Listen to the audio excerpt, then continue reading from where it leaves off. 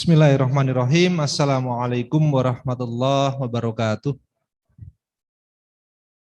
Alhamdulillah nahmaduhu wa nasta'inuhu wa nastaghfiruh wa na'udzu billahi min syururi anfusina wa min sayyiati a'malina may yahdihillahu fala mudhillalah wa may yudlil fala hadiyalah. Asyhadu an la ilaha illallah wa asyhadu anna Muhammadan abduhu wa rasuluhu la nabiyya ba'dah. Rabbi syrah li sodri wa yassir li amri wahlul 'uqdatam min lisani yafqahu qawli amma ba'du.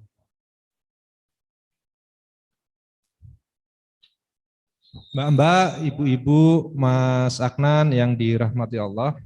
Alhamdulillah kita panjatkan puji syukur kita kehadirat Allah Subhanahu wa taala karena hanya dengan sifat yang Maha Rahman, yang Maha Rahim, Maha Pengasih, Maha Penyayanglah kemudian antuna kita semua diberikan kesempatan oleh Allah, diringankan langkah kaki kita, dilembutkan hati kita untuk sama-sama bisa dimudahkan menghadiri satu majelis yang insya Allah dirahmati oleh Allah. Dan tidak lain majelis ilmu ketika kemudian di dalamnya membahas ma qalallah wa ma qala rasul, itu adalah menjadi majelis yang diistilahkan sebagai taman ilmu, taman surga.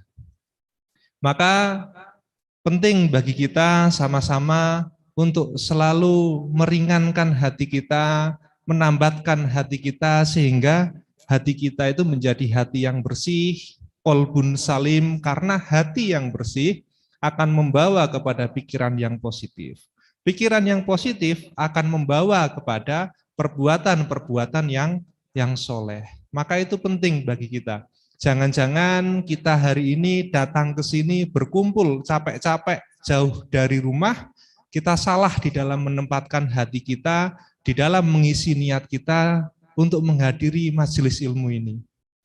Karena sesungguhnya bagi Allah, niat yang ada di dalam hati itu sangat penting sekali. Itu bukan perkara remeh, tapi perkara yang sangat besar di sisi Allah. Ketika salah menempatkan niat, maka hancurlah kegiatan atau kehidupan ibadah kita. Sebagaimana ada satu hadis yang cukup masyhur ketika Rasulullah menyampaikan, inna awalan nas yukhdo yaumal qiyamah thalathah. Ada 3 orang, ada 3 golongan yang ketika di dalam kehidupan dunianya itu memiliki amalan yang luar biasa besar. Tetapi justru mereka itu, golongan itu adalah golongan yang pertama kali merasakan panasnya api neraka. Kalau bayangan kita umahat, itu orang-orang yang pertama kali merasakan panasnya api neraka, di bayangan kita mereka adalah ahli maksiat. Mereka adalah ahli dosa, mereka adalah peminum khamr, pelaku zina, pembunuh, dan juga yang lainnya sebagainya, dan yang lain sebagainya. Tapi menarik ketika kemudian Rasulullah melanjutkan di dalam hadis ini, karena golongan yang pertama adalah orang-orang yang berjihad di jalan Allah. Mereka berperang di dalam kehidupan dunianya, melakukan ibadah, berperang, mati di jalan Allah, mati di medan perang. Tapi justru golongan yang pertama ini, para mujahid ini, justru yang pertama kali merasakan panasnya api neraka. Nah kok bisa Ustaz? Iya bisa. Lalu kemudian golongan ini pertama kali dipanggil oleh malaikat untuk menghadap kepada Allah. Setelah itu Allah bertanya kepada golongan ini, kepada orang yang berjihad, yang mati di jalan Allah ini. Ma fa'alta fi? Loh, yang kamu lakoni di dalam kehidupan dunia itu apa? Lalu kemudian orang yang mati syahid ini, yang berjihad ini, kemudian menjawab, qataltu fi sabilillah. Oh ya Allah, aku itu mati di jalanmu, aku itu berperang di jalanmu, sehingga aku mati membela agamamu, dan selayaknya aku mendapatkan syahid. Lalu kemudian Allah kembali bertanya, liman fa'alta fi? Loh, yang kamu niatkan untuk kamu berjihad di jalanku, sehingga kamu mati dalam medan perang, itu untuk siapa? Lalu kemudian orang ini menjawab, fika, untukmu wahai Allah. Lalu kemudian didebat oleh Allah, kadzabta, kadzabta, kadzabta. kamu bohong, kamu dusta. Bahwa sesungguhnya apa yang engkau niatkan ketika engkau berjihad di jalanku, itu bukan untukku, kata Allah. Tetapi yang engkau niatkan adalah agar engkau mendapatkan predikat sebagai orang yang berani. Predikat sebagai seorang pahlawan. Dan kamu sudah mendapatkan itu. Lalu kemudian diseret wajahnya oleh malaikat, dimasukkan ke dalam api neraka pertama kali. Bayangkan umahat, kita paham bahwasanya amalan jihad itu adalah amalan yang besar, yang sangat besar, yang bisa menjadikan seseorang itu dekat dengan derajatnya para nabi, itu melalui amalan jihad. Mati di jalan Allah, berperang dengan yang sesungguhnya, jihad yang sesungguhnya. Wah, itu pahalanya luar biasa. Tapi justru ketika salah di dalam menempatkan niat, loh, malah justru yang pertama kali merasakan panasnya api neraka. Bukan orang-orang pendosa, bukan para munafik, tapi adalah orang yang memiliki amalan yang justru yang paling besar, yang pertama kali merasakan panasnya api neraka. Dan kita tidak membayangkan ya, orang yang berani berjihad di jalan Allah, berperang, membela agama Allah, itu bukan orang sembarangan. Mereka rela meninggalkan dunia, mereka rela meninggalkan anak istrinya, meninggalkan keluarganya, semata-mata untuk membela kalimat Allah. Tetapi ketika salah di dalam menempatkan niat, ya hancur. Habis semuanya. Bukan pahala yang didapatkan, justru neraka yang didapatkan. Itu adalah golongan pertama umahat yang harus kita pahami bersama. Ketika antuna, kita salah di dalam menempatkan niat. Dan yang kedua, golongan yang kedua adalah ancaman bagi kita. Karena golongan yang kedua adalah golongan orang-orang yang menyampaikan ilmu dan belajar tentang ilmu. Maka bisa jadi antuna, ketika kita semua salah dalam menempatkan niat kita untuk mengkaji ilmu maqalallah wa maqala Rasul, naudzubillah min dzalik, kemudian kita akan diancam oleh ancaman yang serupa. Karena kita termasuk di dalam golongan yang kedua, yang pertama kali merasakan panasnya api neraka umahat. Maka penting bagi kita hari ini, kalaulah kemudian pertama kali kita melangkahkan kaki dari rumah, itu salah niatnya, mboten kepenak kalian panitia, mboten kepenak kalian rencange, lah melas ikilah nek aku ra teko sepi kajiane. Wah, aku wis diundang sama nasiah A, nasiah B, nek aku ora teko mboten kepenak. Loh, salah niat itu umahat. Salah niat itu. Karena yang kita niatkan itu bukan untuk mengaji ilmu Allah, maqalallah wa maqala Rasul, sehingga ilmu yang kita dapatkan masuk ke dalam sanubari kita, hati kita menjadi kolbun yang salim, sehingga kita bisa mempraktekkan di dalam kehidupan kita sehari-hari. Tapi kalau kita salah di dalam mengambil niat, ya remuk kehidupan ibadah kita. Padahal taman surga, taman ilmu, loh kita kan sudah paham hadisnya, kita sudah paham riwayatnya, dalil-dalil kemudian hikmah dari kemudian ketika kita mengkaji ilmu, di mana malaikat itu membentangkan sayapnya, setiap doa dari antuna ketika kemudian kita hadir di dalam majelis ilmu dikabulkan oleh Allah. Setiap permohonan ampunan itu diampuni oleh Allah. Karena kita sedang berada di taman surga. Kalau salah niatnya, naudzubillah min dzalik, ayo maka penting bagi kita hari ini, detik ini yang barangkali salah niat, antuna salah niat, ayo kita luruskan dulu niat kita. Kita luruskan niat kita supaya kita bisa mendapatkan hikmah yang seharusnya kita dapatkan di dalam majelis ilmu ini. Itu golongan yang kedua umahat. Golongan yang ketiga adalah orang-orang yang bersedekah, orang-orang yang berinfak di jalan Allah. Tetapi salah ketika mengambil niatnya. Niatnya adalah bukan untuk Allah, tetapi niatnya agar dianggap sebagai orang yang dermawan.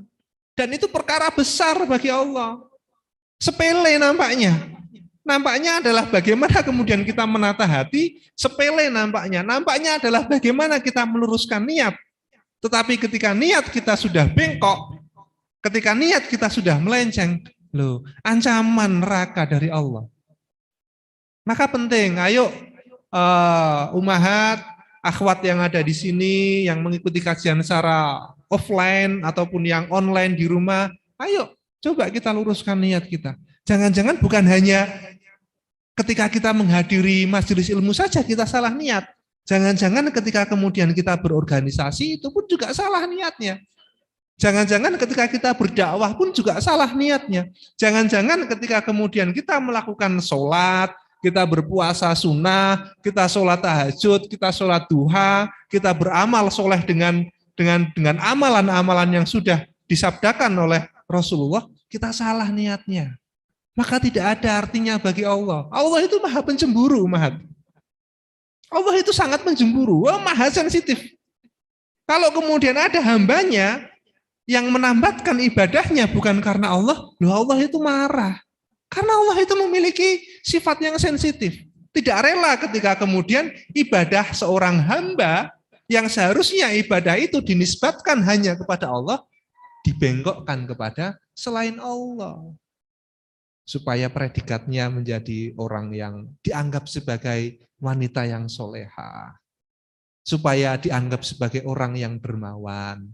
Supaya dianggap sebagai orang sing entengan, itu juga salah. Maka hati-hati kemudian ketika kita berniat hari ini untuk sama-sama mengkaji ilmu.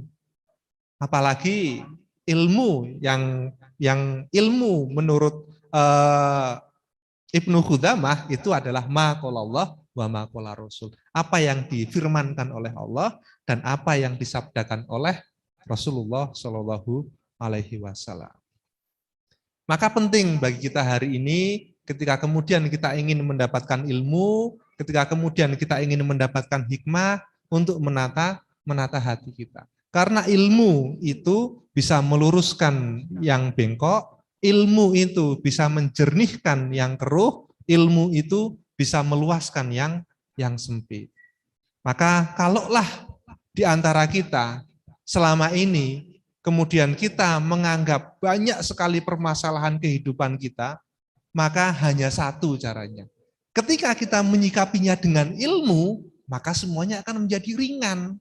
Maka semuanya akan menjadi mudah. Ketika kita memiliki permasalahan di lingkungan keluarga, kalau kita tidak menyikapinya dengan ilmunya Allah, loh, emosi jadinya. Riwah rumah tangganya.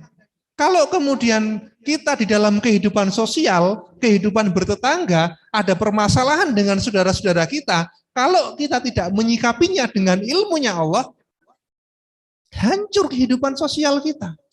Yang terjadi adalah permusuhan, yang terjadi adalah perpecahan. Kalaulah kemudian kita mendapati masalah di dalam satu organisasi dan kita tidak menyikapinya dengan ilmunya Allah, hancur organisasi ini. Baper-baperan antara yang satu dengan yang lain. Wah, salah ngomong sidik, baper, nesu, kemudian tidak mau lagi aktif di Nasihatul Aisyah misalnya. Karena ada di antara kita yang seperti itu, maka kemudian penting bagi kita untuk menyikapi segala sesuatu yang terjadi dalam kehidupan kita, itu dengan ilmunya Allah. Supaya hati kita itu tidak gampang suudzon. Kalau suudzon dengan manusia, itu bisa diwajarkan. Kalau suudzon dengan hamba, dengan keluarga, dengan makhluk, itu wajar. Tetapi kemudian ketika Allah memberikan kita cobaan, ketika Allah memberikan kita rintangan, kemudian kita bersuudzon kepada Allah, lah itu perkara yang sangat besar lagi. Maka penting untuk kita menyikapi segala sesuatu yang datang, baik itu di keluarga kita, di diri kita, di kehidupan sosial kita, ataupun segi kehidupan yang lainnya, untuk menyikapinya dengan ilmu. Lah kok kemudian ketika Allah menurunkan cobaan kepada kita melalui keluarga, melalui suami, melalui anak, kita tidak bisa menyikapinya dengan qalbun salim dan juga dengan ilmunya Allah, bisa jadi akhwat semuanya. Bisa jadi, naudzubillah min dzalik, kemudian kita menyalahkan Allah. Kita suudzon kepada Allah. Padahal Allah itu ketika sudah menetapkan satu hal, ketika sudah mentakdirkan satu hal, itu berdasarkan ilmunya Allah. Yang kadangkala manusia, ana, antuna, kita tidak mampu untuk menggapainya. Makanya kemudian ketika Allah itu mengharapkan suatu kebaikan dari hamba, maka apa yang pertama kali Allah berikan? Bukan harta, bukan dunia yang pertama kali Allah berikan ketika Allah berkehendak. Oh, ukhti ini akan aku berikan kebaikan. Si fulanah akan aku berikan kebaikan. Apa yang Allah berikan? Bukan kelapangan rezeki, bukan harta dunia, bukan kesehatan. Tapi yang pertama kali Allah berikan adalah yufaqihu fiddin. Allah berikan ilmu untuk memahami agama. Supaya apa? Supaya nantinya kemudian Allah menetapkan hal-hal yang sudah ditetapkan oleh Allah 50.000 tahun sebelum Allah menciptakan langit dan bumi, kita menyikapinya dengan hati yang lapang berdasarkan ilmunya Allah. Jadi apa yang terjadi pada kita hari ini, akhwat semua, itu sudah tercatat oleh Allah 50.000 tahun sebelum Allah menciptakan langit dan bumi. Rezekinya ana, rezekinya antuna, kesehatan kita, mau dari mana kemudian rezeki kita didapatkan, itu sudah Allah catat 50.000 tahun sebelum Allah menciptakan langit dan bumi. Kalau kita sudah memahami itu, memahami bahwasanya Allah berkehendak 50.000 tahun sebelum Allah menciptakan langit dan bumi, dengan itu, maka kemudian hati kita menjadi lapang. Oh iya, ya berarti mesti takdir kayak karo Gusti Allah. Sudah ditakdirkan oleh Allah. Lantas ngapain lagi kita menghujat Allah? Lantas untuk apa lagi kita menggugat Allah? Lawang wasit saja umahat. Kalau umahat itu suka nonton bola, menemani suami suka nonton bola, itu kan kita bisa lihat, wasit saja itu tidak mampu diganggu gugat kok. Kalau ada pemain yang mengganggu gugat, itu akan diberikan kartu merah. Itu wasit. Apalagi Allah coba. Kalaulah kemudian kita menganggap bahwasanya kita itu sebagaimana pemain, kalau kita menggugat Allah, Allah mengeluarkan kartu merah di dalam kehidupan kita. Loh, di bumi mana lagi kita bisa hidup? Di tempat mana lagi kita bisa diterima? Kalau kemudian Allah tidak menerima kita dalam kehidupan dunia, dan Allah tidak menerima kita dalam kehidupan akhirat. Maka itu menjadi satu hal yang penting sebelum kita membahas masalah Ramadan, ummahat. Maka ayo, segala sesuatunya, marilah kita sikapi dengan ilmu. Dan ketika sudah mendapatkan ilmu, maka jangan sekali-kali lisan kita itu mudah untuk menghujat, mudah untuk menyalahkan golongan lain. Karena semata-mata ilmu yang kita dapatkan, itu dari Allah. Kita harus paham itu. Dan Allah tidak menyukai orang-orang yang sombong terhadap ilmunya. Lisannya kemudian mudah sekali menyalahkan golongan lain dari majelis taklim yang lain. Oh ini subhat, ini haram, antum tidak bisa mendapatkan surga nantinya. Itu adalah ketika kemudian mendapatkan ilmu, tetapi ilmu itu tidak disikapi dengan kolbun salim. Makanya kemudian alhamdulillah kita hari ini bersyukur kepada Allah, dan juga kita berdoa kepada Allah semoga ilmu yang selama ini kita dapatkan itu bisa menjadi jembatan bagi kita untuk supaya kita itu lolos di dalam karir kehidupan dunia dan juga kehidupan akhirat kita. Sehingga tidak ada tempat yang lain ketika kita sudah mendapatkan hasanah di dalam kehidupan dunia, maka tidak ada balasan lain selain kita mendapatkan hasanah di dalam kehidupan akhirat. Dan kita paham ya ummahat, tidak ada definisi hasanah di dalam kehidupan akhirat kecuali definisi itu didefinisikan dalam bentuk surga. Kalaulah kemudian para nabi, para rasul itu paling bersyukur ketika mendapatkan ilmu, dan beliau-beliau pun, para nabi dan juga para rasul, itu pun tidaklah mereka rakus, tidaklah mereka merasa kekurangan, kecuali karena kurangnya ilmu. Makanya kemudian Robbi zidni ilma.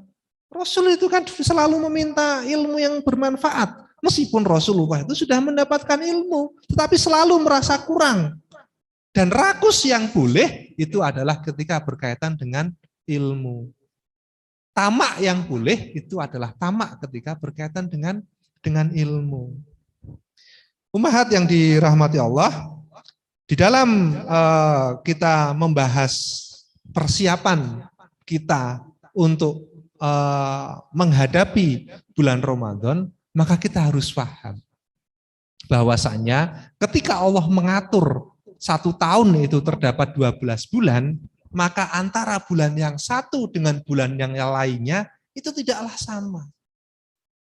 Tetapi ada masa golden time atau ada masa yang istimewa di situ ketika Allah menetapkan waktu rotasi bumi kepada mataharinya.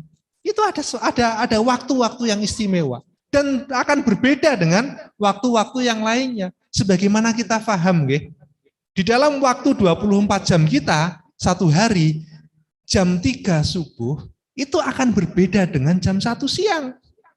Jam 4 subuh, qobla subuh, itu akan berbeda dengan jam 2 siang. Karena apa? Karena ada waktu yang diistimewakan oleh Allah ketika kita berputar di dalam waktu 24 jam itu. Itulah golden time-nya, itulah prime time-nya. Ketika kemudian Allah turun ke langit bumi untuk mengabulkan permohonan setiap hambanya, untuk mengampuni setiap permohonan ampunan dari hambanya.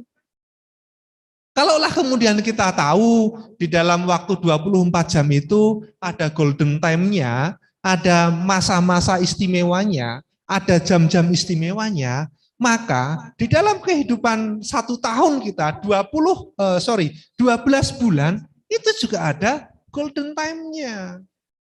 Ada masa-masa istimewanya. Dan tidaklah kita menganggap dan tidaklah kita mengetahui itu kecuali dari qala Rasul, apa yang disabdakan oleh Rasul, dan juga apa yang diriwayatkan oleh para sahabat ketika waktu Ramadan itu adalah waktu yang sangat istimewa. Golden time-nya, prime time-nya, waktu di mana kita bisa mengoptimalkan setiap ketaatan kita, setiap ibadah kita, itu ya di bulan Ramadan. Sampai kemudian para ulama itu menyampaikan Ramadan di antara bulan-bulan yang lainnya itu sebagaimana Yusuf di antara 11 saudaranya. Waktu Ramadan ketika dibandingkan dengan bulan-bulan yang lainnya itu sebagaimana matahari di antara bintang-bintang yang lainnya. Ketika matahari itu sudah terbit, maka bintang-bintang yang lainnya itu sudah tidak ada lagi, sudah tidak nampak lagi. Itulah Ramadan. Sebagaimana Nabi Yusuf ketika dibandingkan dengan 11 saudara lainnya. Keistimewaannya itu memiliki keistimewaan yang sangat luar biasa sekali. Sampai kemudian Ibnu Khudamah itu menyampaikan salatah a'mal la tuzanu bihil mizan. Sampai kemudian Ibnu Khudamah itu menyampaikan ada 3 perkara, ada 3 hal, ada 3 amalan. Yang amalan itu ketika dilakukan oleh seorang hamba la tuzanu bihil mizan. Mizan itu timbangan di akhirat itu sampai-sampai tidak mampu untuk menampungnya. Karena saking beratnya timbangan amal itu, saking beratnya pahala dari 3 amalan itu, sampai-sampai mizan itu hampir tidak sanggup untuk menampungnya. Dan apa? Dan kita harus paham.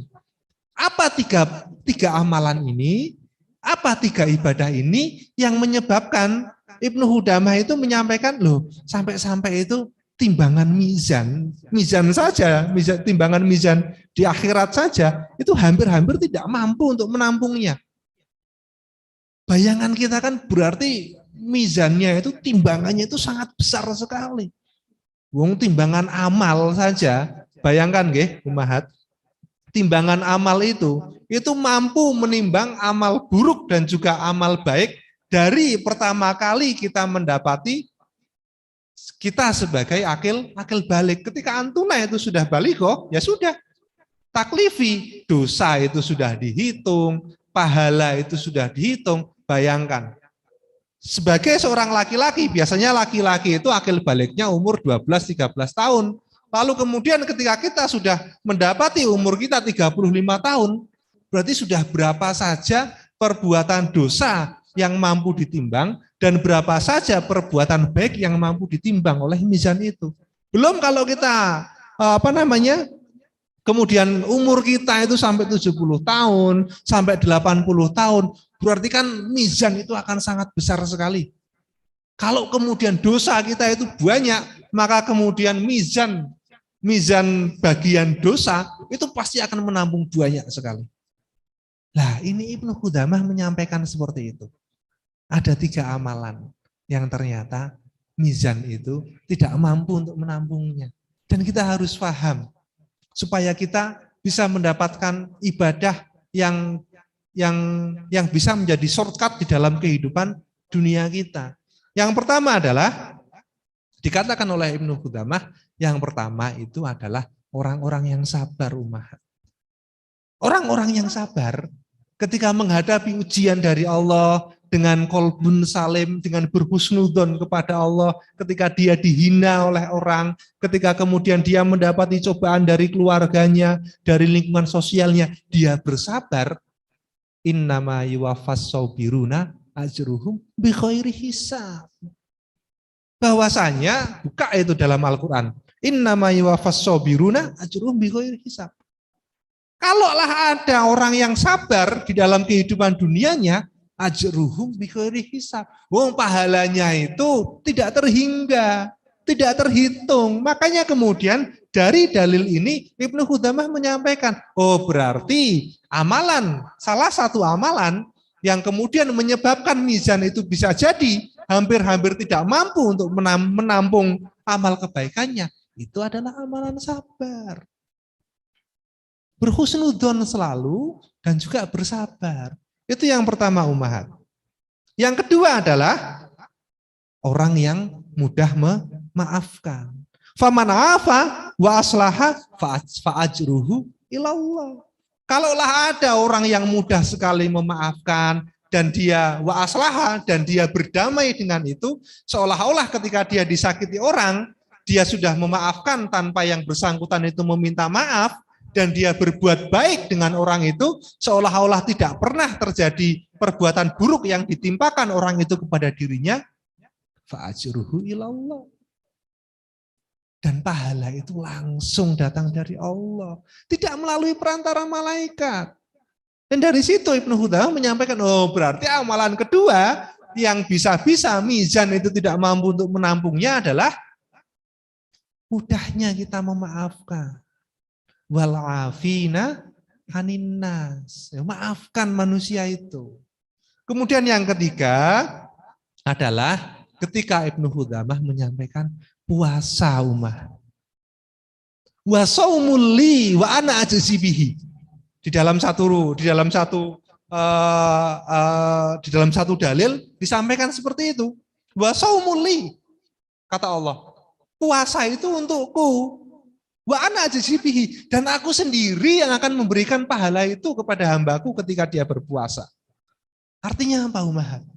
Ketika kemudian Allah menyampaikan wa shaumuli, sesungguhnya puasamu itu untukku. Dan Allah itu tidak pernah menyebutkan ibadah-ibadah yang lain kecuali ibadah puasa dengan dinisbatkan kepada dirinya. Wa shaumuli. Apakah kemudian kita pernah mendapati satu dalil ketika kemudian Allah menyampaikan wa sholatuli, sholat itu untukku? Enggak. Zakat itu untukku? Enggak. Infak sedekah itu untukku? Enggak. Secara khusus Allah menyebutkan wa shaumuli, puasamu itu untukku. Wa ana ajzibihi, kata Allah. Dan aku sendiri, aku yang akan secara langsung memberikan pahala itu kepada antum, kepada antuna, ketika kemudian kita berpuasa. Kenapa kemudian Allah menyampaikan itu? Li'adhami jaza. Karena saking besarnya pahala itu. Supaya bisa menjadi surprise, ummahat. Analoginya begini, ummahat. Ketika antuna memiliki suami antuna itu akan memberikan hadiah. Kalau hadiahnya remeh, nuwun sewu, kalau hadiahnya itu kecil, itu pasti akan disebutkan di awal. Nggih napa mboten? Dek, tolong nganu ya, misalnya ini, suaminya WA. Dek, tolong mengko aku gawe kayak kopi ya. Mengko tak kei hadiah wis. Hadiahnya apa, Mas? Hadiahnya sego goreng. Disebutkan di awal. Nggih napa mboten? Atau ketika kemudian suami tiba-tiba mau memberi surprise atau mau memberi hadiah, sudah disebutkan di awal. Kalau itu hadiahnya kecil. Dek, aku meh pulang iki tak hadiahi ya. Hadiahnya apa, Mas? Mie ongklok kecil. Tapi umahat, kalau misalkan suami kita, pasangan kita itu akan memberikan hadiah yang besar, disebutkan di awal atau mboten? Kan boten. Nyampe rumah, tutup dulu matanya. Pakai tali ditutup, diajak muter-muter dulu di ben kalau kayak 17-an itu loh, diputer-puter supaya mumet, suruh nyari sendiri. Tahu-tahu hadiahnya motor, tahu-tahu hadiahnya kalung, tahu-tahu hadiahnya emas. Surprise, disebutkan di awal mboten? Kan boten. Begitu juga dengan Allah, ketika Allah tidak menyebutkan hadiahnya, tidak menyebutkan pahalanya secara detail, sebagaimana Allah menyebutkan pahalanya, jazanya ketika kita melakukan sholat duha, ketika kita melakukan sholat tahajud, itu detail pahalanya. Tapi kalau Allah itu sampai tidak menyebutkan secara detail pahalanya, li'adhami jaza. Karena saking besarnya pahala itu, supaya kita surprise nanti di akhirat, mizan ditegakkan, hisab itu sudah dimulai, barulah kemudian kita tersurprise, kita terkaget-kaget. Loh, jebul puasaku itu pahalanya begitu luar biasa di hadapan Allah. Li'adhami jaza. Karena saking besarnya pahala dari Allah. Maka kemudian Ibnu Qudamah itu pernah ditanya oleh muridnya. Loh, wahai imam, kenapa kemudian Allah menisbatkan puasa itu untuknya? Kok tidak dengan ibadah-ibadah yang lain? Karena hubungan antara puasa dan juga Allah itu sangat dekat. Hubungannya sangat dekat. Karena begini, contohnya begini Ummahat. Kalau kita menjalankan puasa Ramadan, dalam satu hari itu kita memiliki 1001 alasan, 1001 cara untuk membatalkan puasa itu. Dan tidak ada orang yang tahu. Contoh misalnya, kalau kemudian kita hendak sholat berwudu, di dalam orang sedang berpuasa, berwudu, kumur-kumur, angsal napa mboten? Hah? Boleh. Boleh berkumur-kumur, tapi itu ada yang menghukumi makruh. Karena kekhawatiran nanti air itu masuk ke kerongkongan kemudian tertelan. Tapi tidak diharamkan. Boleh, antuna berkumur-kumur.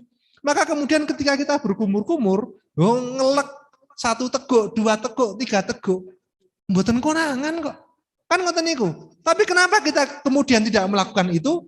Karena kita merasa diawasi oleh Allah. Karena kemudian kita merasa, loh, Allah itu melihat saya 24 jam kok. Allah itu melihat saya ketika saya berpuasa.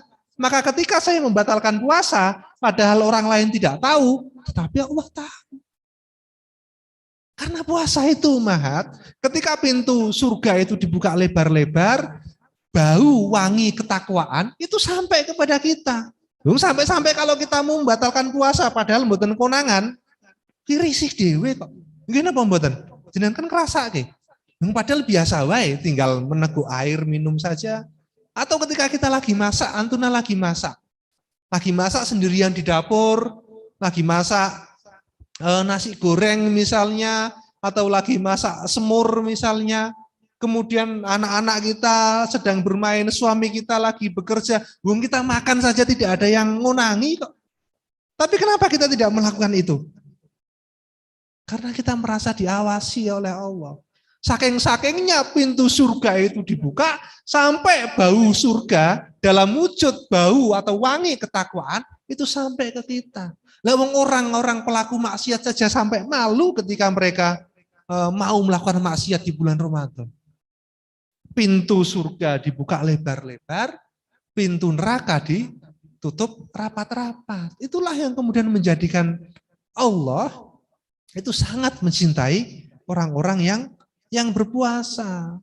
Sampai-sampai aroma ketaatan, aroma keimanan, aroma takutnya kita kepada Allah, yang itu tadinya di dalam surga, karena dibuka lebar-lebar, sampai kepada diri kita, sampai kepada hati kita.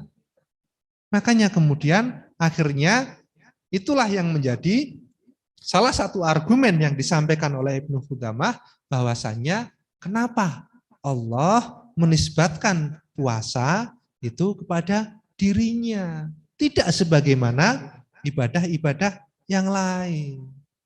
Makanya kalau Ramadan itu sudah datang, orang yang tadinya tidak pernah ke masjid, tadi senang ke masjid. Orang yang tidak pernah tadinya melakukan sholat lail, sholat tahajud, kalau dalam Ramadan itu dinamakan sebagai sholat raweh, itu akhirnya dia melakukan sholat lail, dia melakukan sholat tahajud di bulan Ramadan. Kalau kemudian ada orang yang di antara bulan 11 bulan lainnya, dia tidak pernah mengkhatamkan Al-Quran, tapi ketika memasuki bulan Ramadan, berlomba-lomba untuk mengkhatamkan Al-Quran 1 kali, 2 kali, 3 kali. Itulah dahsyatnya bau surga. Dan bau surga itu didapati ketika bulan Ramadan, ummahat. Maka besar sekali sebenarnya hajat kita itu kepada bulan Ramadan. Sebagaimana para sahabat, itu dikatakan dalam satu riwayat, sahabat itu, Kana sahabah yad'ullah fi sittati asyurin ayyaghli'abu fi Ramadan. Sesungguhnya, kata Imam Ibnu Rajab, itu para sahabat itu membagi waktu dalam 1 tahun itu menjadi 2 waktu. Yang pertama 6 bulan sebelum Ramadan, dan yang kedua 6 bulan setelah Ramadan.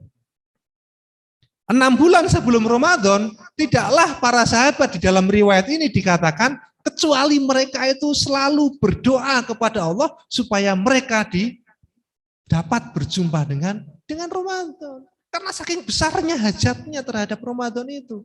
Sebagaimana tadi, Ramadan itu layaknya matahari di antara bintang-bintang. Kalau matahari sudah terbit, bintang-bintang yang lainnya tidak akan nampak. Dan ini adalah masa panen bagi para sahabat. Ketika sahabat itu tahu istimewanya bulan Ramadan di hadapan Allah. Saking-sakingnya, 6 bulan sebelumnya mereka sudah mempersiapkan diri, mereka selalu berdoa. Tidaklah ada satu doa yang selalu dipanjatkan oleh para sahabat sebelum Ramadan, 6 bulan sebelum mereka menghadapi Ramadan, kecuali agar mereka dipertemukan dengan Ramadan. Dan yang kedua, waktu yang kedua adalah ketika para sahabat itu berdoa di dalam 6 bulan setelah Ramadan. Tidaklah mereka berdoa, kecuali mereka memohon kepada Allah agar amalan-amalan yang mereka lakukan di bulan Ramadan itu diterima di sisi Allah. Kalaulah kemudian para sahabat ummahat itu mempersiapkan Ramadan saja, itu sudah 6 bulan atau 180 hari sebelum menginjak waktu Ramadan. Loh, kita hari ini berapa hari sebelum Ramadan coba? Berapa hari ya? 13 hari. Dan kita alhamdulillah, kalaulah kemudian kemarin selama 5 bulan yang lalu kita belum meniatkan diri kita untuk menghadapi Ramadan, ternyata di antara saudara-saudara kita yang lain, kita hari ini meskipun 13 hari sebelum Ramadan, kita sudah meniatkan diri kita untuk menghadapi Ramadan. Dan karena kita tahu istimewanya Ramadan di hadapan Allah. Dan itu menjadi kebutuhan primer bagi kita. Bagi seorang hamba yang beriman, itu kebutuhan akan Ramadan, itu menjadi kebutuhan primer ummahat. Bukan menjadi kebutuhan sekunder. Karena masa panennya kita, itu ya di bulan Ramadan. Karena bisa jadi umur kita itu pendek. Bisa jadi kemudian iman kita itu futur. Bisa jadi kita dalam keadaan sakit. Maka penting bagi kita untuk mempersiapkan itu semua sebelum bulan Ramadan. Supaya apa ummahat? Nanti kita akan membahas masalah niat, pentingnya niat di dalam Ramadan. Karena bisa jadi ibadah-ibadah kita 11 bulan yang lalu sebelum Ramadan, itu bisa jadi tidak diterima oleh Allah. Bisa jadi kita mendapatkan pahala, tapi pahalanya itu tipis. Ketika kemudian kita salah dalam menempatkan niat, ketika kemudian kita salah di dalam melakukan ibadah, gerakannya salah, kemudian fikihnya salah, lalu semua itu bisa tertutupi dengan kita berpuasa di bulan Ramadan. Makanya para sahabat itu menganggap Ramadan itu adalah kebutuhan primer untuk kehidupan dunianya dan juga untuk kehidupan akhiratnya. Dan itu merupakan perkara besar di hadapan Allah. Sebagaimana tadi, wasumuli. Saum itu adalah untuk Allah. Ketika angin surga, angin ketakwaan itu berhembus sangat kencang di bulan Ramadan. Pelaku maksiat itu izin, malu dia untuk melakukan maksiat di bulan Ramadan. Maka kemudian jangan sampai kemudian ketika kita akan menghadapi Ramadan, kita belum mempersiapkan diri. Karena ada satu dalil umahat. Faman hurima an khairiha faqad hurima kulliha. Barang siapa yang di dalam bulan Ramadan itu tidak mampu untuk berbuat baik, tidak mampu untuk memaksimalkan potensi ibadah-ibadahnya, padahal investasi paling besar itu adalah investasi di bulan Ramadan. Tidak ada bulan lainnya yang menawarkan margin dan juga profit yang paling besar selain bulan Ramadan.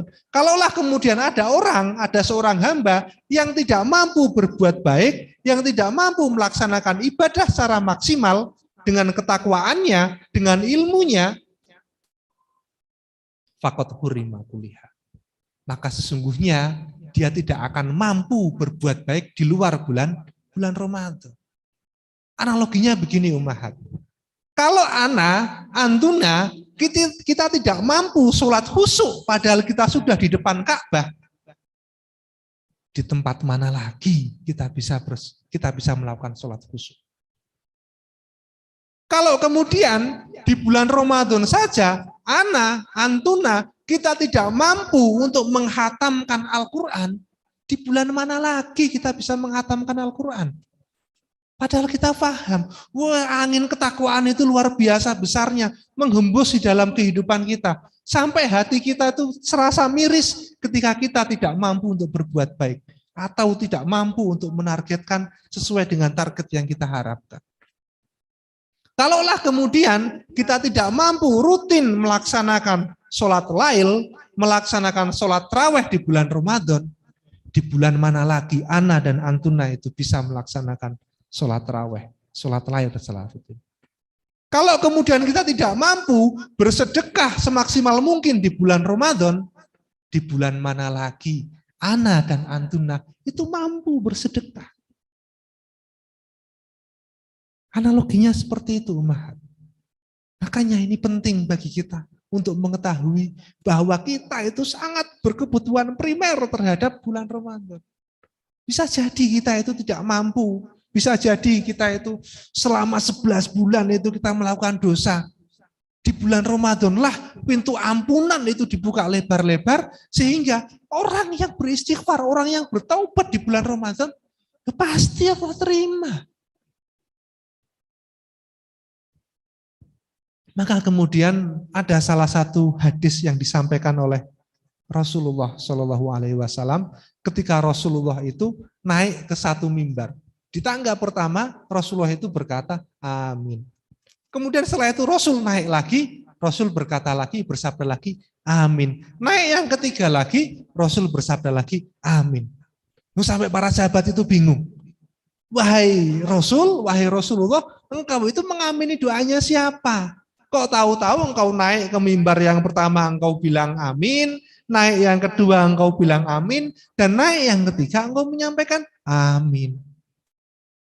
Lalu kemudian Rasulullah bersabda, Rasulullah menyampaikan, aku itu sedang menyetujui, aku itu sedang mengaminkan apa yang disampaikan oleh Jibril. Lalu para sahabat itu penasaran, loh, apa yang disampaikan Jibril wahai Allah, wahai Rasulullah? Padahal kita paham, ya. Jibril itu adalah penduduk langit terbaik. mengucapkan sesuatu, mengucapkan doa yang diaminkan oleh Rasulullah sebagai makhluk terbaik di muka bumi. Ada dua hubungan antara penduduk langit terbaik dan juga penduduk bumi terbaik. Ketika Jibril mengucapkan doa, ketika Jibril mengucapkan pernyataan yang kemudian diaminkan oleh manusia terbaik.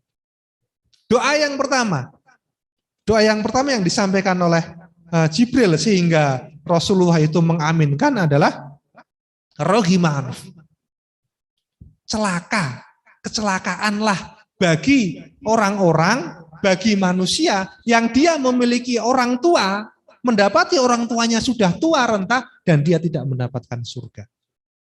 Kenapa? Padahal ketika kita mendapati orang tua kita itu sudah sepuh, sudah renta, loh pintu surga itu dibuka lebar-lebar ketika kita berbakti kepada orang tua kita. Maka ketika kita tidak bisa mendapatkan surga dari ibadah berbaktinya kita kepada kedua orang tua, rohimah, kata malaikat Jibril, celaka. Kemudian Rasulullah, amin. Rasulullah mengiyakan dan juga mengaminkan pernyataan dari Jibril. Celakalah, amin. Ya, memang betul-betul akan celaka bagi golongan yang pertama. Maka yang kedua adalah ketika kemudian Jibril menyampaikan man dakhala alaihi Ramadan summa in salaha falam yughfar lahu. Rohimah, celaka bagi orang yang ketika dia memasuki bulan Ramadan, kemudian ketika bulan Ramadan itu sudah selesai, falam yughfar lahu. Dosa-dosanya niku mboten diampuni. Itu menjadi pernyataan dan juga menjadi doa bagi Jibril yang kemudian diaminkan oleh Rasulullah. Amin. Maka penting bagi kita untuk mengetahui, oh ketika pintu Ramadan itu terbuka lebar, kalaulah kemudian kita tidak mampu untuk memaksimalkan potensi taubat, potensi istighfar kita untuk menghapus dosa-dosa kita di bulan Ramadan, rohimah, berarti kita sedang mengalami kecelakaan. Karena kemudian yang ketiga yang dikatakan oleh Jibril adalah ketika ada orang Islam, ada umatmu yang disebutkan namamu, kemudian dia tidak bersolawat kepadamu. Amin, rohimah, celaka juga dia. Dari situ kita paham ummahat, bahwasanya jangan-jangan ummahat selama ini di dalam kehidupan kita, jangan-jangan kita sudah menghadapi Ramadan 15 kali, 20 kali kita menjalani Ramadan, 25 kali kita menjalani Ramadan. Yang kita dapat adalah kecelakaan ummahat. Jangan-jangan Ramadan kita yang tahun lalu itu kita tidak mendapatkan apa-apa kecuali kita mendapatkan celaka. Sebagaimana di hadis ini yang kemudian diaminkan oleh Rasulullah. Jangan-jangan 2 tahun yang lalu kita menghadapi Ramadan dan di dalam Ramadan itu kita tidak mendapatkan apa-apa kecuali kecelakaan. Rohimah. Maka penting bagi kita hari ini untuk betul-betul mempersiapkan diri kita menghadapi Ramadan. Karena Ramadan itu luar biasa, besar di hadapan Allah. Ketika Allah menisbatkan puasa itu untuk Allah. Maka siapapun ummahat yang tidak mampu mempersiapkan diri untuk untuk menghadapi tamu agung, maka dia celaka. Karena kalau kita cinta dengan Ramadan, kalau kita tulus mencintai Ramadan, maka kita akan mempersiapkan diri jauh hari sebelum Ramadan itu menghampiri kita. Sebagaimana kita paham, sebagaimana Antuna paham. Ketika pertama kali Antuna itu dinikahi oleh suami Antuna, maka pasti Antuna akan mempersiapkan diri. Gosok gigi, pakai wangi-wangian, pertama kali dinikahi. Akan kedatangan seorang yang paling dicintai, seorang yang sangat dicintai. Loh, kita mempersiapkan diri. Bahkan saya pun seperti itu. Pertama kali saya menikahi istri saya, saya itu tidak mau kalau saya itu tidur konangan ngiler, tidur ngorok, kita kan nggak mau. Kita mempersiapkan diri pakai wangi-wangian dan juga yang lainnya. Itu terhadap seseorang yang kita cintai. Apalagi kemudian kita hendak menghadapi tamu agung, yang tamu itu langsung diutus oleh Allah. Dan tidaklah tamu itu hadir kepada kita, kecuali tamu itu berbentuk Ramadan. Maka kita harus mempersiapkan diri. Makanya kemudian dikatakan oleh ulama-ulama salaf, orang yang menghadapi Ramadan, orang yang mencintai Ramadan itu ada dua.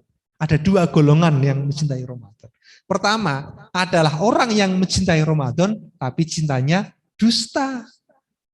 Dia kemudian sebelum Ramadan dia bernarasi dengan narasi yang indah bahwasanya Ramadan A, B, C, D keistimewaannya seperti itu. Tapi cintanya dusta. Dia hanya berlaku kebaikan di bulan Ramadan, memaksimalkan ketakwaan di bulan Ramadan itu 1, 2, 3 hari di dalam kehidupan Ramadan. 1 minggu, 2 minggu. Setelah masuk ke minggu ketiga, setelah masuk minggu keempat, habis. Karena cintanya dusta. Tetapi berbeda, golongan yang kedua adalah golongan yang memiliki cinta yang jujur dan juga tulus ketika menghadapi Ramadan. Akan kedatangan tamu agung yang diharapkan oleh para sahabat, tamu yang diharapkan oleh Rasulullah datang, dipersiapkan dengan tulus, dipersiapkan dengan jujur. Karena cinta yang tulus ummahat, cinta yang jujur itu akan melahirkan persiapan-persiapan. Kalaulah kemudian hari ini atau tahun lalu kita belum menambatkan cinta kita kepada Ramadan, ya sudah. Tetapi hari ini 13 hari menuju Ramadan, ayo kita sama-sama sambut tamu agung itu, sambut tamu yang kita cintai untuk datang kepada kita itu dengan persiapan-persiapan yang matang. Dengan persiapan-persiapan yang detail. Karena anak-anak akhirat, para penduduk akhirat, itu adalah penduduk bumi yang selalu mempersiapkan kesiapannya untuk mendapatkan akhirat.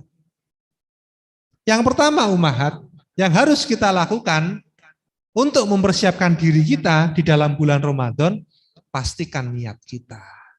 Perbarui niat kita terus-menerus. Karena apa? Karena kita paham gitu. Istihdharul niyah, istihdharul qalbu. Artinya istihdharul qalbi. Menghadirkan hati di dalam persiapan Ramadan kita. Menghadirkan niat. Karena kita khawatir. Loh, jangan-jangan nanti 3 hari, 4 hari sebelum Ramadan, ajal sudah menjemput kita. Kita tidak bisa mendapatkan Ramadan. Tetapi kalau kemudian kita sudah menata niat kita sudah menanamkan niat kita, niat yang kita tanam, meskipun kita tidak melakukan ibadah yang kita niatkan, maka kita mendapatkan pahala yang sempurna. Loh, dalilnya mana? Loh, masa kita nggak pernah baca toh? Ketika kemudian Rasulullah itu menyampaikan, kalaulah ada orang yang tidur di malam hari, sebelum tidur dia meniatkan untuk bangun di sepertiga malam untuk melaksanakan sholat tahajud, untuk bersujud kepada Allah, ketika kemudian dia tidak terbangun di waktu itu, maka dia mendapatkan pahala yang sempurna. Kutiba manawa. Ditetapkan pahala itu sebagaimana apa yang dia niatkan. Maka jangan-jangan ummahat, jangan-jangan ukhti, masih ada 13 hari, tetapi bisa jadi kita akan mendapati, naudzubillah min dzalik, semoga itu tidak terjadi, ada orang-orang yang kemudian sudah mempersiapkan diri, sudah menata niatnya di Ramadan, tetapi dia tidak mendapati Ramadan. Kalau kemudian dia belum meniatkan, menata hatinya untuk didatangi Ramadan, tidak menata hatinya, tidak menata planningnya, oh besok aku pas Ramadan aku harus puasa. Besok kalau Ramadan saya akan khatam 3 kali, saya akan khatamkan Quran 4 kali. Besok kalau Ramadan saya akan bersedekah sekian-sekian dengan si fulan. Kalau itu tidak kita niatkan, kalau itu tidak kita persiapkan, ketika ajal itu memotong antara diri kita dan juga Ramadan, antuna kita tidak mendapatkan apa-apa. Maka sampai sahabat saja itu sudah mempersiapkan 6 bulan yang lalu. 6 bulan sebelumnya, Karena ada kekhawatiran, loh jangan-jangan saya itu ditakdirkan oleh Allah, ajal saya itu dipotong sebelum saya itu bisa mencicipi Ramadan. Maka penting bagi kita ummahat, ayo kita detailkan lagi, kita niatkan, kita tanamkan niat kita untuk ibadah di bulan Ramadan. Kalaulah kemudian kita ternyata menghadapi sakit di bulan Ramadan, sebagaimana tahun lalu itu corona merajalela di bulan Ramadan. Ketika seseorang itu sudah meniapkan ibadahnya, sudah meniapkan iktikafnya mau di mana, bersama siapa, kemudian dia mendapati dirinya sakit, kutiba manawa. Maka sesungguhnya dia mendapatkan pahala sebagaimana apa yang dia niatkan. Meskipun dia belum melaksanakan itu. Maka ayo ummahat, kita niatkan di mana kita hendak tarawih, di mana kita hendak iktikaf, di mana kita hendak beramal soleh, berapa kali kita akan mengkhatamkan Al-Quran. Ayo, sebutkan itu dalam doa kita. Tanam betul-betul dalam hati kita. Kalau kemudian mbok-mbokan, kalau kita mendapati diri kita sakit di bulan Ramadan, tidak bisa maksimal dalam ketaatan kita, tidak bisa maksimal dalam ibadah kita, kutiba manawa. Tapi kita mendapatkan apa yang sudah kita niatkan. Dan itu bukan perkara kecil. Bagi Allah niat itu perkara besar, sebagaimana yang sudah saya sampaikan tadi. Wong salah niat saja itu tidak mendapatkan pahala tapi mendapatkan neraka. Apalagi ketika betul niatnya, tetapi mbok-mbokan kita diberikan rintangan, ada sesuatu yang menyebabkan uzur kita tidak bisa melaksanakan apa yang kita niatkan. Kutiba manawa. Sudah ditetapkan pahala itu sempurna ummahat. Sempurna, tidak terkurangi sedikit pun. Kalaulah kemudian ummahat itu meniatkan untuk tarawih secara rutin, kemudian ternyata sakit, kutiba manawa, maka akan mendapatkan pahala sama persis ketika antuna itu melaksanakan sholat tarawih secara rutin. Kalau kemudian ummahat itu sudah meniatkan dalam 1 bulan Ramadan ingin mengkhatamkan 3 kali khatam, kemudian terkena sakit kita sehingga menyebabkan ibadah kita tidak maksimal, kutiba manawa, maka akan mendapatkan pahala sebagaimana apa yang kita niatkan. Kita niatkan pahalanya mendapatkan khatam 3 kali, itulah yang akan tercatat. Maka ayo sama-sama kita menanamkan niat di dalam hati sanubari kita. Karena ketika kita sudah niatkan niat, maka itulah yang akan tertanam di alam bawah sadar kita. Sehingga kalau sudah masuk ke bulan Ramadan, karena niat yang tertanam di sanubari, kemudian tertanam di alam bawah sadar kita, masuk bulan Ramadan, maksimal kita di dalam beribadah di bulan Ramadan. Kan berbeda. Orang yang berniat menghadapi Ramadan, didatangi oleh Ramadan, dan juga orang yang tidak berniat sebelumnya. Persiapannya akan berbeda. Noto hatinya akan berbeda. Girohnya akan berbeda, semangatnya berbeda, tenaga yang dikeluarkan pun pasti akan berbeda. Itu yang pertama, itu yang pertama ummahat. Yang kedua adalah banyak-banyak berdoa supaya kita dipertemukan dengan Ramadan. Ada satu doa yang indah yang disampaikan oleh Yahya bin Yasir. Allahumma salimni ila Ramadan wa salim li Ramadan wa tasallamhu minni mutaqabbala. Ya Allah, selamatkanlah aku supaya aku bisa bertemu dengan Ramadan. Wa salim li Ramadan, dan jadikanlah Ramadan itu datang kepadaku.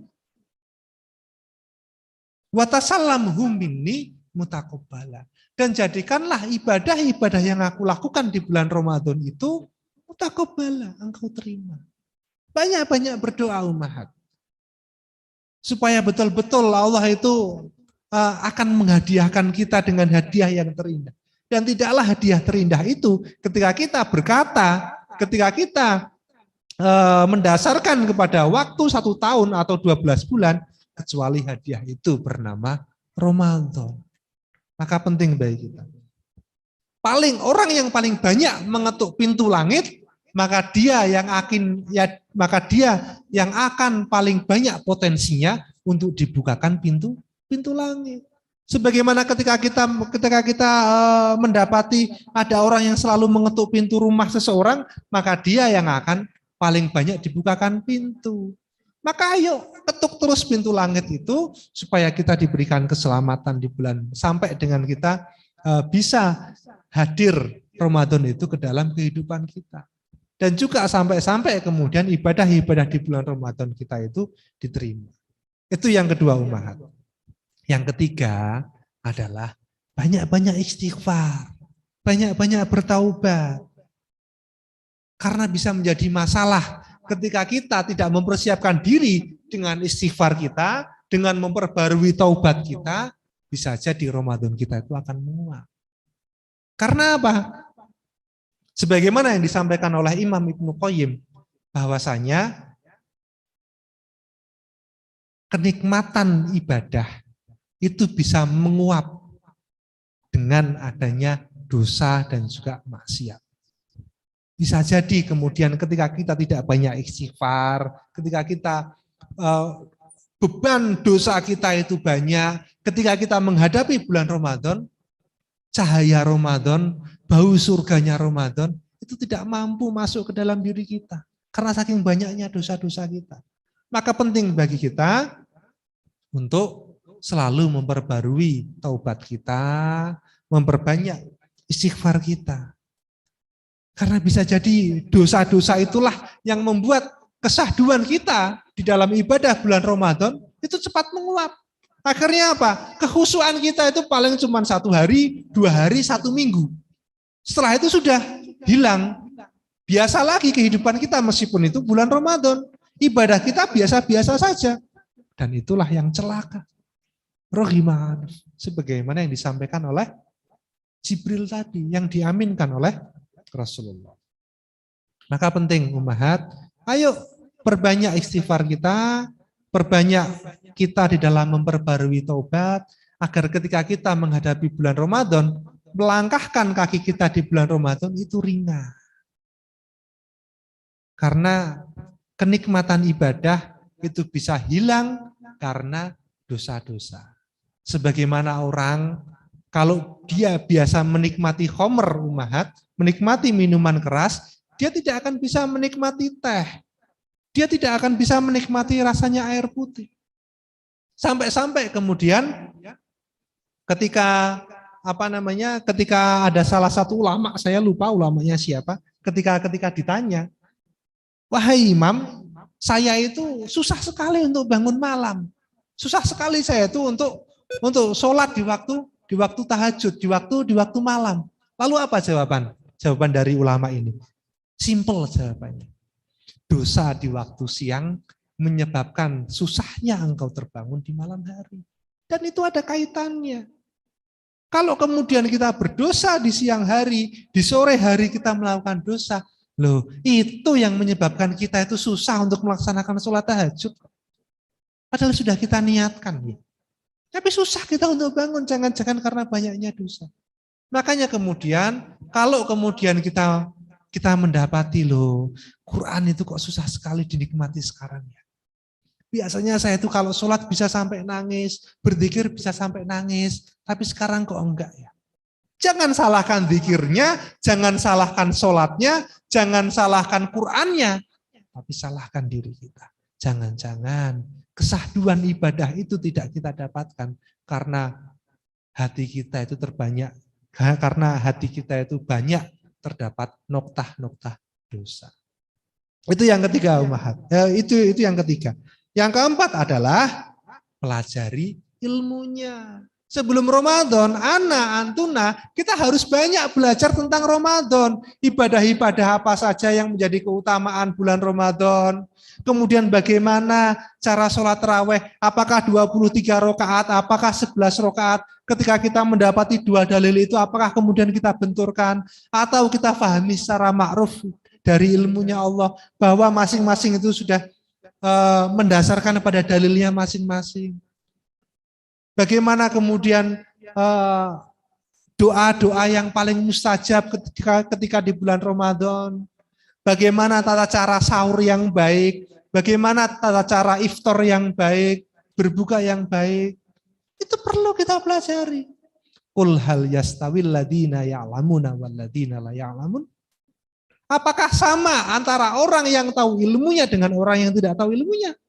Yo, beda. Bisa jadi ada orang yang menghadapi Ramadan tapi dia tidak mempelajari ilmunya, dan ada orang yang mempelajari ilmunya, dan itu dibedakan pahalanya.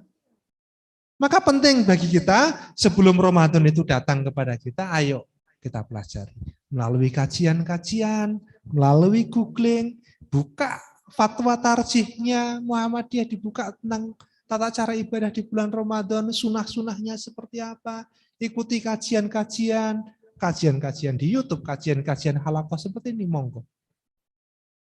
Supaya apa? Supaya ketika kita sudah niatkan, supaya kita sudah memperbanyak doa, supaya kita sudah memperbanyak istighfar dan bertaubat, kemudian kita mendapatkan ilmunya sehingga potensi, margin, profit yang ditawarkan oleh Allah di bulan Ramadan itu betul-betul bisa kita keruk dan kita dapatkan. Yang keempat adalah, yang terakhir adalah planning.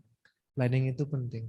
Mau berapa kali kita khatam Quran, mau berapa duit kita keluarkan untuk kemudian kita memberi makan kepada orang-orang yang berpuasa. Dan salah satu planning terbaik dikatakan oleh beberapa ustadz, jadilah pencuri robani. Jadilah pencuri, artinya apa? Pencuri ini bukan kemudian lantas ana antuna kita mencuri, ya enggak. Jadilah pencuri pahala orang lain. Meskipun pahala itu bagi orang lain tidak berkurang. Ketika apa? Ketika kita memberikan makan berbuka bagi orang-orang yang berpuasa. Saya membayangkan, kalau setiap hari selama 1 bulan penuh kita memberikan satu saja makanan secara rutin kepada orang 30 hari, maka kita mendapatkan 2 pahala Ramadan. Pahala yang bersangkutan, orang yang kita berikan berbuka itu menjadi milik kita, dan kita mendapatkan pahala bagi diri kita sendiri. 1 hari 10.000 umahat. Ketika kita memberikan makanan bagi orang yang berbuka. Ringan, tapi kita mendapatkan 2 pahala Ramadan. Yang ketika kita harus mendapatkan pahala 2 Ramadan, seharusnya kita melalui waktu 2 tahun. Ini pembuatan. Apalagi kemudian kita meniatkan dalam waktu 1 bulan di bulan Ramadan, kita memberikan iftar, kita memberikan berbuka, makanan berbuka kepada 5 orang misalnya.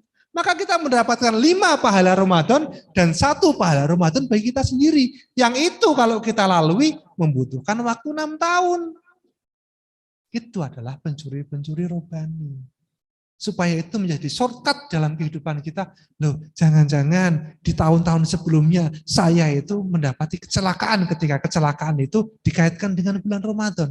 Maka untuk menggantinya, tak ganti dengan pahala-pahala Ramadan, dengan cara saya memberikan antuna, kita memberikan makanan berbuka bagi orang-orang soleh. Dan itu bisa menjadi shortcut ibadah kita di bulan Ramadan.